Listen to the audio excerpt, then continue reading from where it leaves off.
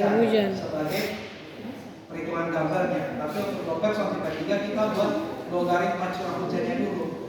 Baru kita cari rata, cari standar deviasi, cari koefisien kepercayaan. Terus langkah-langkahnya sama nih. Menentukan jumlah data, derajat kebebasan untuk menentukan banyaknya parameter, untuk menentukan harga DK-nya. Lalu nilai P-nya kita pakai 2 atau N kan pakai 2. Kemudian DK-nya itu dapat 2. Lalu kemudian ini DK untuk menentukan nilai YN dan SN untuk tabel. Tabel apa? Tabel derajat kebebasan C-square. Ini masih sama semua langkah-langkahnya. Nah, selanjutnya kita masuk ke sini untuk menentukan harga G. Nah, harga G ini yang berbeda. Harga G yang kita pakai berdasarkan interpolasi. Jadi harga G ini setelah kita masukkan probabilitasnya 20 sampai 80. Kemudian kita cari harga G berdasarkan interpolasi. Misalkan di sini. Jadi harga G yang di sini karena koefisien kebencengannya tadi 0,574 berarti yang kita lihat adalah 0,6 dan 0,7 berdasarkan CS-nya ini 0,574. Berarti kita lihatnya ini minus. Dilihatnya di minus. Minus yang mana? Minusnya 0,6 dan 0,7. Berarti yang ini. Setelah kita masukkan, kita interpolasi, lalu yang kita lihat bukan lagi kalau ulang, tapi yang kita lihat adalah probabilitasnya. Karena apa? Tabel yang dipakai di sini adalah tabel probabilitas. Kalau tadi kan kita pakai kalau ulang 2 tahun dan seterusnya. Ini kita pakai probabilitas. Setelah itu kita dapatkan harga probabilitas yang 20 tahun, kemudian yang berapa? 40 tahun, 60 tahun, dan 80 tahun. Nah, ini misalkan di sini ada 20 tahun, 40 tahun tidak ada, yang ada 80 tahun dan 90 tahun. Ini cara apa? Caranya kita ekalkulasi lagi.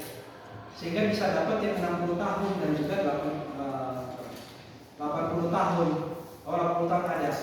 Yang kita cari adalah 40 tahun dan 60 tahun. Caranya kita harus ekalkulasi dari dua-dua ini untuk mendapatkan harga yang tengahnya antara 20 dan 40. Nah, 20 dan 50 kita cari 40. Antara 50 dan 40 kita cari 60. Sehingga ini dijadikan ekalkulasi kedua-dua item ini tersebut.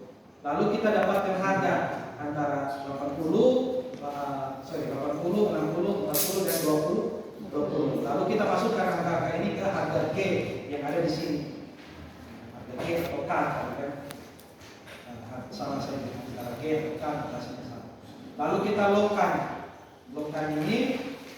G dengan cara nilai dari standar deviasi ditambahkan nilai D dikalikan dengan harga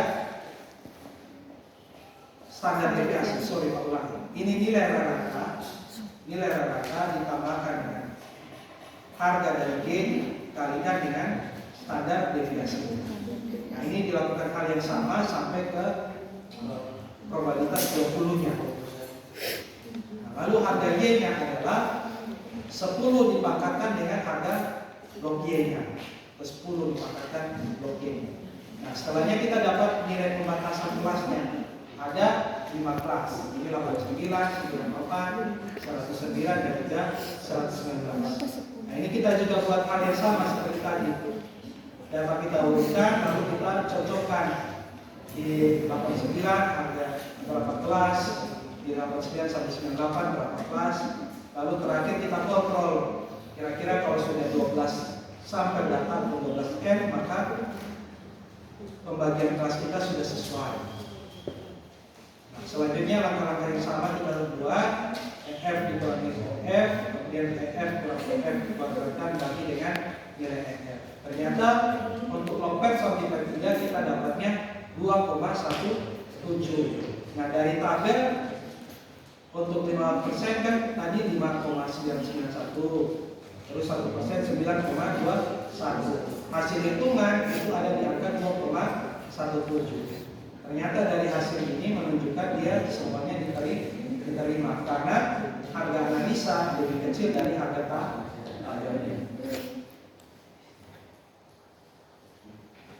Makin mudah ya? Iya. Ya. Sudah? Ada yang mau ditanyakan?